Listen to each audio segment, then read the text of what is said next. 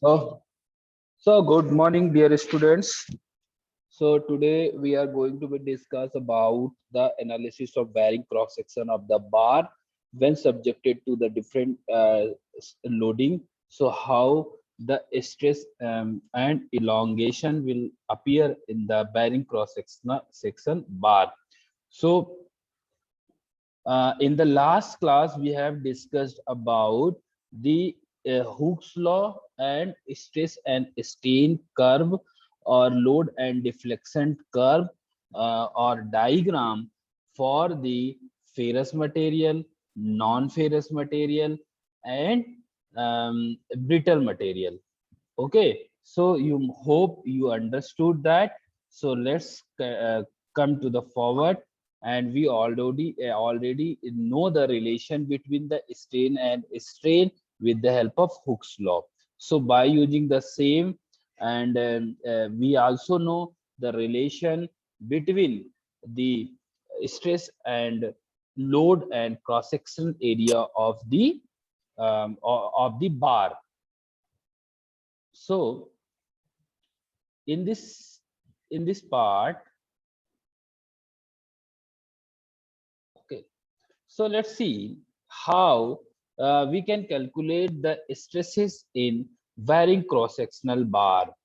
So consider a bar of different length of different diameter, and you can see here a different diameter of these bar are these bar are made, or you can say this is a stepped bar. A stepped bar means there is a step, the higher diameter is this one, and then lower diameter, then lower diameter. So this is called the varying cross sectional bar.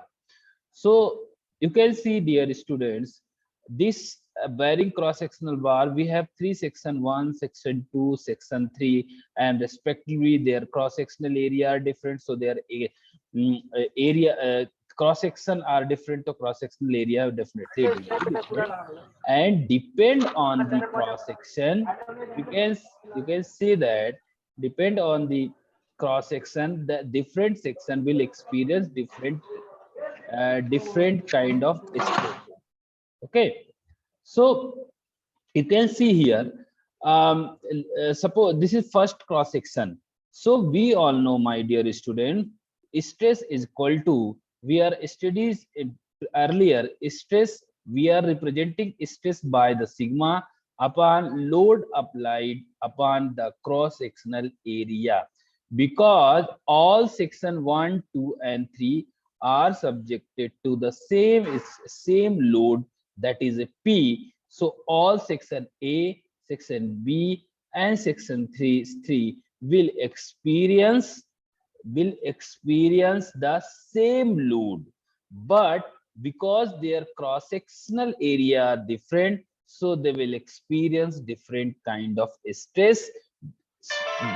ये दूसरे तरह के stress को experience ये करेंगे. So that stresses sigma 1, sigma 2, and sigma 3, we can calculate sigma 1 for section 1, sigma 2 for section 2, and sigma 3 for section 3. ठीक है. So यहाँ से आप समझिए, they all experience same amount of the load, that is a P, and cross sectional difference. So sigma 1 will be P upon A1. The cross sectional area of A1 is cross sectional area of section 1.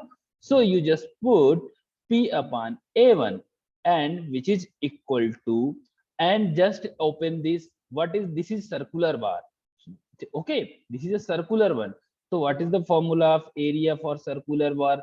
If suppose it's area 1, so it will be pi by 4 upon d1 square.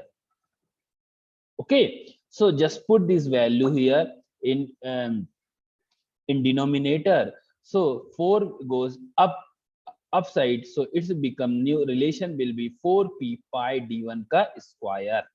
Okay, similarly same procedure we will adopt for the section 2 and section 3. So section 2 experience the stress how much? Sigma 2. that would be 4p pi d2 का square, and section 3 will experience the express this stress sigma 3, and it would be 4p pi d cube square. ठीक है. So hope you understood this simple concept, and this is sometime it's a very useful in the case of competitive examination. They may ask this relation, and they will give the value of certain things. um, uh, uh, P value given, sometime they ask the diameter, or diameter given they will ask the they ask the stress, or sometime they will ask the value of the applied load. So any two, there is a how much, there is a 3 unknown p, d and sigma. So 2 unknown they will give, and they can ask 1 unknown. This simple things. But when it is come in the competitive examination, sometime we in hurry, हमसे ये भी भूल जाता है simple term, तो हम वहां पर इसको छूट जाता है, या टाइम नहीं रहता, due to constraint of time हम छोड़ देते हैं. तो बस concept is very simple, you can see as then we are calculated the stress. So where I already told you, dear student, where there is stress there must be some amount of the strain. ठीक है, वहां पर कुछ strain आएगा. ठीक है, so that strain can be calculated. Already in the last class we discussed the relation between the stress and strain is sigma is equal to E. E is the Young modulus, and small e, that is called strain. So ये कहां से आया था? Hooke's law से. Sigma is proportional to epsilon और e, small e. When you replace this proportionality sign, so you have to be apply this constant. ठीक है, so आपने constant, and that constant is called the Young modulus or Young modulus, और इसको बोलते हैं modulus of elasticity. ठीक है, ये हमने देखा था. So we are using the same relation. You can see I am using the same relation. So E is equal to, is what? Strain. E1 means section 1. Section 1 में कितना strain होगा? Then we can calculate the E is equal to the relation. This become sigma upon E. Okay, and that sigma 1, this is 1 for section 1, and sigma 1 stress induced in section 1, and E is the Young modulus of the material. So because E is the material property, because that step bar is made of same material, so this would be a common for all, because it is made of same material. अगर ये अलग material के बड़े होते, अलग अलग आपको जोड़ा हो, तो डेफिनेटली ये लोग भी अलग होते. तो इस सिंपल रिलेशन को यूज करके आप सिग्मा 1 की वैल्यू रख दीजिए. How much? 4p pi d1 का स्क्वायर, और e तो यंग मॉडुलस यहाँ से आ गया, तो ये पाई e d1 का square. Similarly the strain induced in the section 2 we can write as 4p pi E d2 का square, and similarly for strain in section 3. Section 3 last slide में आपने देखा, आप दिमाग में पिक्चर बैठा होगा, स्टेप था. So I am not showing right now, so you already know that what is section 1, section 2 and section 3. So you can see, my dear student, then you just put the value of sigma 3, 4p pi d3 का square, और e ये आ गया. So what is the total elongation? How can you calculate the total elongation? So total elongation is, आप देखिए इसको, you try to be understand. So total elongation आप कैसे, how can you calculate that? So if you know the elongation in section 1, elongation in section 2, elongation in section 3, you just add together, then you will get the total elongation in this bar. So same concept you apply here. So total elongation is sigma, that is del L1, del L2, del L3. Okay, आप समझ पा रहे हैं इसको? अब simply आपने कल देखो ये वाले रिलेशन से हमने बताया भी था आपको कि ये बहुत काम का रिलेशन है. कौन सा वाला? सिग्मा इज इक्वल टू ई, ये देखिए, और ये स्मॉल ई. अब हमने क्या किया इसमें, देखिए जरा, हमने क्या किया इसमें, ई इसको लिखा ई इज इक्वल टू, कल भी बताया था, मैं एक बार रिवाइज कर रहा हूँ, e is equal to sigma upon small e, that that sigma is equal to how much? P upon A, okay, and small e होता है change in length upon original length. तो चेंज इन लेंथ आपका नीचे आ गया, original length if L is there तो वो ऊपर चला जाएगा, ठीक है। तो PL upon A del L ये आया था कल। अब हम A का वैल्यू रख देंगे in term of pi by 4D के टर्म में। So we will get this relation. क्या हो जाएगा, इसको इधर ले आएंगे और E को इधर लेके आएंगे तो हमको ये रिलेशन यहाँ पर मिल जाएगा एक के लिए। तो सेक्शन 1 के लिए जो डेल L1 की वैल्यू होगी वो हो जाएगा 4P L1 पाई E D1 का square, where L1 is the length of section 1, okay. Then similarly आप del L2 elongation in section 2 that would be 4P L2 pi E D2 का square, and similarly for section 3 is 4P L cube pi E D cube, ठीक है।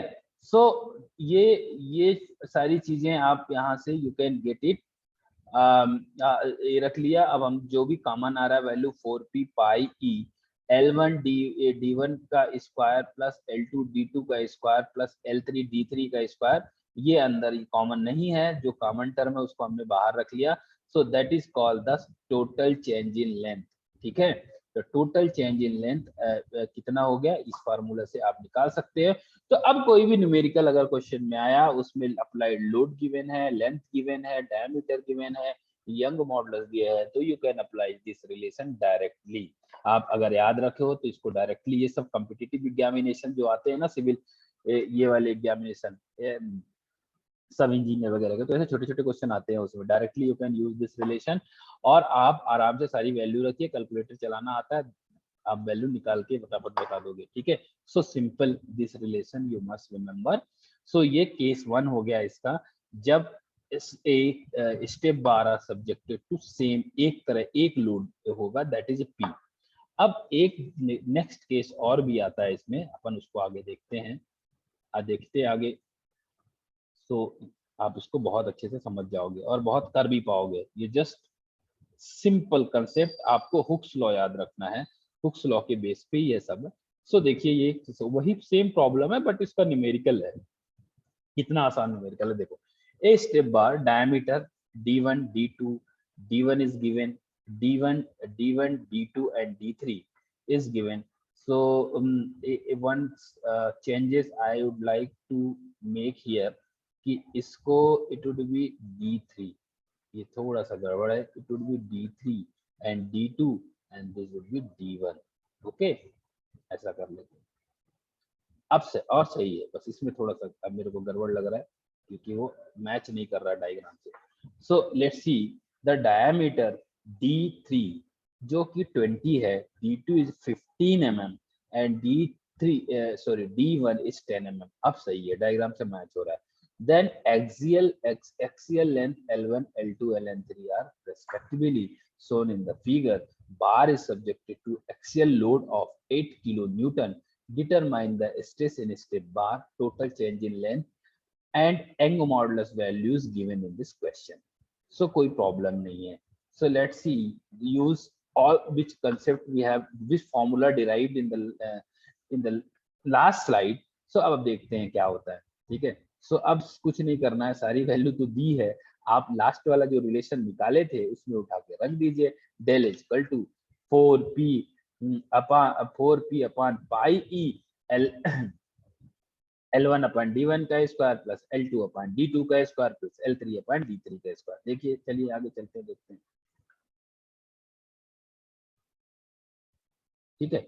सो सम देखिए वही सारा चीजें, तो आप वो डायरेक्ट भी लगा सकते हैं, ठीक है। अब स्ट्रेस पूछा है, I think so, determine the stresses. Okay, question में क्या है ना, स्ट्रेस पूछा है, सो आपको स्ट्रेस भी निकालना पड़ेगा। तो stress equal to P upon A1, so यहाँ से आपने निकाल लिया, ठीक है। आपका रिलेशन P अपॉन A1 ये सब मैं बता चुका हूँ, इसमें अब बताने की जरूरत नहीं है। 4p/πd1 का स्क्वायर, सबकी रेस्पेक्टिव वैल्यू कर दो। ये p इज इक्वल टू कितना दिया था, 8 किलो न्यूटन। तो किलो न्यूटन को न्यूटन में कन्वर्ट करोगे तो वो कितना हो जाएगा, 8000, है ना। d1 diameter is 20, so it is stress this much. So ऐसा स्ट्रेस 2 ऐसा ये हो गया, ठीक है। सो ये इतना आ गया यहाँ पर। सेम कॉन्सेप्ट, कुछ नहीं, सिर्फ चेंज क्या हो रहा है आपका, ये डायमीटर और कुछ नहीं। ऐसे इसमें सिग्मा 3 में भी क्या हो रहा है आपका, d3 चेंज हो रहा है, और सब कुछ सारी वैल्यू तो सेम ही है, क्योंकि लोड तो सेम ही लग रहा है, ठीक है। तो अब चेंज इन इलोंगेशन, मतलब चेंज इन लेंथ या इलोंगेशन भी क्वेश्चन ने पूछा है। तो जैसे आई टोल्ड यू कि you can use this relation directly आप यूज कर लीजिए, ठीक है। नहीं याद आ रहा है तो आप अलग अलग निकाल के जोड़ लेना, वो भी गलत नहीं है। बट अगर आपको नहीं याद है डायरेक्टली, और कॉम्पिटिटिव एग्जामिनेशन में आपको टाइम भी नहीं होता, और आगे भी तो यू कैन कर सकते हो, उसमें कोई प्रॉब्लम नहीं है। So you can use directly this relation and put the respective value. You can, आप देख सकते हैं सबकी वैल्यू रख दी, 4p/, this is given in the question, and respective values, then we have obtain the total change in length is 0.2216 mm, ठीक है। So as you can see here, आप देख सकते हो बहुत सिंपल सा कॉन्सेप्ट था। होप आपको समझ में भी आ गया होगा, उसमें ऐसी कोई समस्या नहीं है। Still if you have any problem upon discuss कर लेंगे, ठीक है। अभी चलिए नेक्स्ट थोड़ा सा चेंज होगा, अभी थोड़ा सा यहाँ समझने की जरूरत है। पहला वाला केस तो बहुत सिंपल है, it's like a laddoo for you, so it's not a big deal. Next, the step bar is subjected to various load. The problem is here, थोड़ी समझने की बात है, प्रॉब्लम तो यहाँ भी नहीं है, but you can understand. So let's see, this step bar is subjected to the various loading। देखो यहाँ पर P1 लगा हुआ है, यहाँ पर P3 है, यहाँ पर P4 है, और यहाँ पर P2 है। So when a bar or step bar is subjected to the various load, so then what will be the elongation or stress developed in different section of this bar, ठीक है। So definitely अभी थोड़ी सी story change हो जाएगी, पहले जैसा नहीं रहा, अब कुछ अलग से कैलकुलेशन थोड़ा सा हमको करना पड़ेगा। तो ये है, हमने माना ये जो स्टेप बार है, जिसमें का डायमीटर d1 है, इसका d2 है, इसका d3 है, length is respective l1 l2 and l3, and it is subjected to this load p1 p1 p2 p3 p4। इस तरह से आप समझो इसको। अब हमको लोड बैलेंस करना पड़ेगा। तो इस तरह की जो प्रॉब्लम होती है, तो सबसे पहले आप फ्री बॉडी डायग्राम बना लीजिए सबको। सो सारे सेक्शन को आप अलग अलग कर लो। ये सेक्शन जो है, सेक्शन 1, सेक्शन 2, सेक्शन 3, जैसे मैंने उसको नीचे रखा, ये देखो आप, सेक्शन 1 को रखा, सेक्शन 2 एंड सेक्शन 3, तीनों को बिल्कुल डेकोरेट कर लिया। अब सब चलते हैं, कहानी समझते हैं। तो load P1 is applied from the left side to the section 1। Section 1 पे लग रहा है, ये देख लीजिए, यहाँ P1 लग रहा है। सो क्योंकि अब हमने we already discuss in the first class, because it is the strength of material, there is no motion. यहाँ पर हम मोशन का एनालिसिस नहीं कर सकते, क्योंकि स्ट्रेंथ ऑफ मटेरियल का मतलब ही है कि structure, we are studying of the structure when the system are stationary, जब सिस्टम रुका हुआ है, मोशन नहीं है। तो अगर हम यहाँ पर P1 लगा रहे हैं और ये एक स्टेशनरी बार है, मतलब स्टैटिक्स है, रुका हुआ है, चलना नहीं चाहिए, रुका हुआ है, उस केस में सो दिस, इस साइड का जो लोड है वो भी उसके बराबर होना चाहिए, नहीं तो ये हिलना डुलना स्टार्ट होगा। तो सिंपल आप समझो कि लोड ऐसे बैलेंस हो कि they each block come under the equilibrium, वो बिल्कुल स्टेशनरी हो। तो अगर आपने यहाँ P1 लगाया है तो यहाँ आपको P2 लगाना ही पड़ेगा, सॉरी P1 ही होगा दूसरे साइड में। उसको बैलेंस कैसे करते हैं वो मैं अभी बताता हूँ। सारा खेल मिडिल वाले ब्लॉक में, फर्स्ट और लास्ट में कोई दिक्कत नहीं। तो पहला इस देखिए, first block is subjected to P1, so हमको यहाँ पर P1 ही लगाना पड़ेगा with the same opposite direction of force. ये राइट हैंड साइड लग रहा है, तो ये आपका लेफ्ट हैंड साइड, और you can say the same nature. अगर ये कंप्रेशन का है तो ये कंप्रेशन का ही होगा, तभी ये इक्विलिब्रियम में होगा। ये चीज होप यू आर गेटिंग। ठीक है, आपको दोनों साइड से इक्वल फोर्स से अगर मैं खींचूं तो आप बिल्कुल इक्विलिब्रियम में रहोगे, आप उधर से हिलोगे डुलोगे नहीं। लेकिन अगर एक साइड ज्यादा फोर्स हो गया तो आप मोशन में आ जाओगे। That's simple, keep in under. और हमको मोशन नहीं कराना, क्योंकि we know this is the case. क्या है ये है static problem. We are dealing the static problem in the strength of material, no motion at all. So P1 लगाया यहाँ, तो ये मस्ट बी P1। तो इस ब्लॉक को बैलेंस करके आप अलग कर दो, ये बैलेंस हो गया ऑटोमेटिकली। कैसे, क्या किया, अब ये वाला ब्लॉक 1, ये इधर के जितना भी हो, मान लो ये 30 किलो न्यूटन का है तो 30 किलोमीटर, और इसके सेम नेचर का, मतलब ये अगर कंप्रेसिव है तो कंप्रेसिव इधर से लगा के इसको अलग कर दो, तो ब्लॉक 1 अलग हो गया। मान लो 30 है तो 30 इसको दिया, 30 इसको दिया, ये भाई साहब अलग हो गया।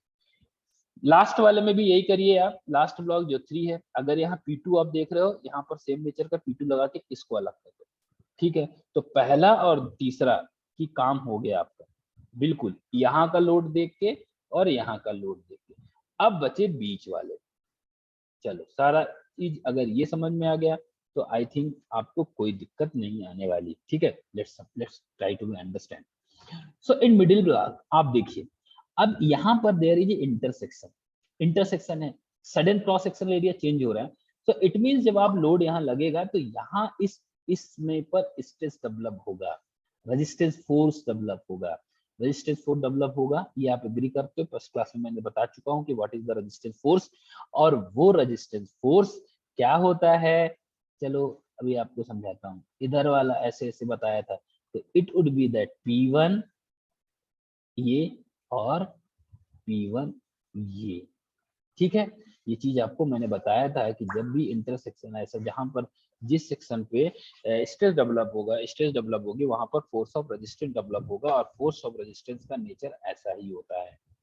ये अगर कंप्रेशन है तो ये उसको, ये वाला अपोजिट, ये वाला इसको बैलेंस करेगा, और है ना, ऐसा लगता है। ठीक है, ये वाला। ठीक है, तो एक P1 तो आपने क्या किया, इस भाई साहब को दे दिया, ये P1 यहाँ लग गया, ये P1, ये इसको अलग कर दिया। अब इस सेक्शन पे एक P1 जो इस ब्लॉक P इसमें लग रहा है, किसमें, ब्लॉक 2 पे। तो ब्लॉक 2 का ये P1 लग रहा है, और P3 एक्सटर्नल अलग से आके उसमें लग रहा है, अलग से। तो ये वाला कहाँ लग रहा है, इसमें कंप्रेसिव स्वभाव का है। ये देखो P1 और P3 भी उसी डायरेक्शन में लग रहा है, इसलिए दोनों ऐड हो गए।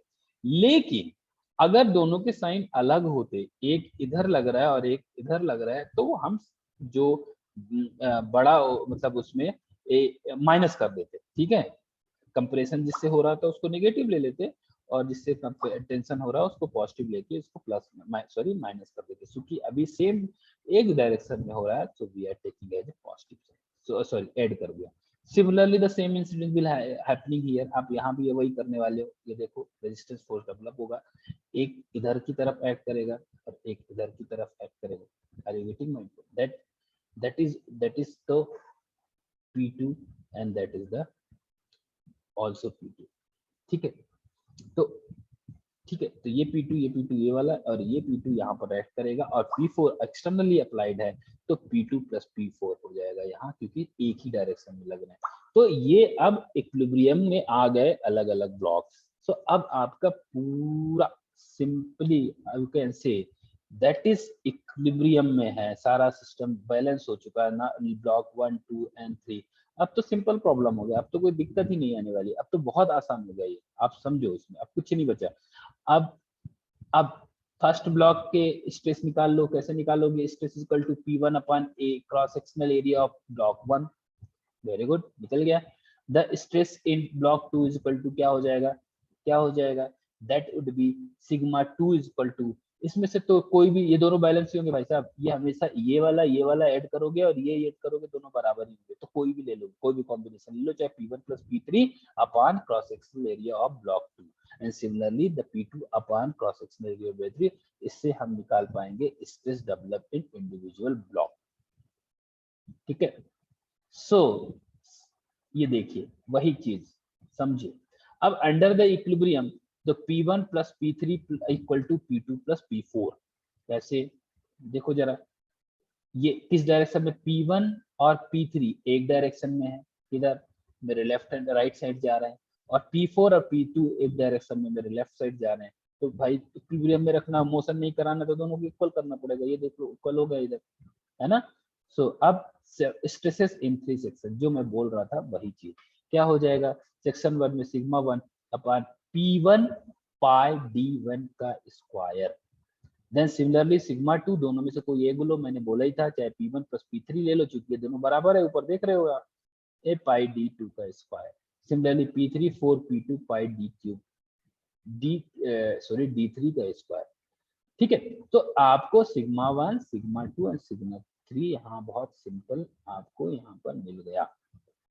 ठीक है, सो आप इधर टोटल चेंज इन लेंथ जैसे पहले निकाला था, individual change in length, and आप पकड़ के जोड़ दो, उन लोगों को जोड़ दो, तो you will get the total change in length. Same concept, same, कोई दिक्कत नहीं है। ये देख लो, ये लास्ट फॉर्मूला ये आ गया ऐसे, तो you can write like this. So hope आपको ये सिंपल सा कॉन्सेप्ट समझ में आया होगा। सिंपल है, न्यूमेरिकल आ जाता है, कॉन्सेप्ट तो है, तो जो if there is a concept तो न्यूमेरिकल और एग्जामिनेशन में आता है। और कॉम्पिटिटिव में तो इस टाइप के क्वेश्चन आ ही जाते हैं कि थोड़ा सा कॉन्सेप्ट है, देखते हैं बच्चे को क्लियर है कि नहीं, इंटरनल स्ट्रेस और स्टेप बार का, तो ठीक है, तो आ गया क्वेश्चन इसमें से। और अगर आप you can use the shortcut also. ठीक है, सो आप ये देखो, एक प्रॉब्लम है, इसमें दिया है सबकी डायमीटर है D1 D2 D3, length is given individually, and applied load P1 P2 P3, सबका नहीं दिया होगा, एक निकालना पड़ेगा, 3 दिया है P2 P3 P4, और हमको we have to be find the, एक को भी निकाल, इसमें एक जो नहीं दिया होगा वो हम निकाल सकते हैं, वो इक्विलिब्रियम वाला निकाल फॉर्मूला यूज करके। ओके, उसमें कोई दिक्कत नहीं। सो लेट्स सी, पूछा है determine the change in length, तो P1 इज गिवन, कितना दिया है जरा देखो, how much is P1 is given, 30 kilo Newton, देख लिया। और आपको क्या P2 इसकी वैल्यू भी गिवन है, कितना देखो जरा समझो, P1 and P3 is given, so add करके रख दो, and P2 is given 16 kilo Newton, सारा दिया हुआ है, कुछ नहीं भी, कोई दिक्कत ही नहीं है इसमें सब। अब सेम कॉन्सेप्ट जो हमने यूज किया था, total change in length equal to del 1 del 2 del 3, आप सारी रेस्पेक्टिव वैल्यू रख दीजिए, you will get the answer. So ये कितना आसान है if you understood the concept. अगर कॉन्सेप्ट नहीं समझ में आएगा then you will definitely struggle. ठीक है, तो आप स्ट्रगल करोगे इसमें, और ये बहुत सिंपल चीज है, यू कैन गेट, और बहुत आसानी से ही आप अपना नंबर इसमें बढ़ा सकते हो।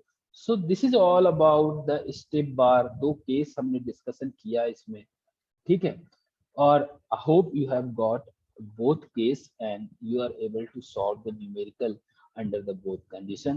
So thank you so much for attending this class.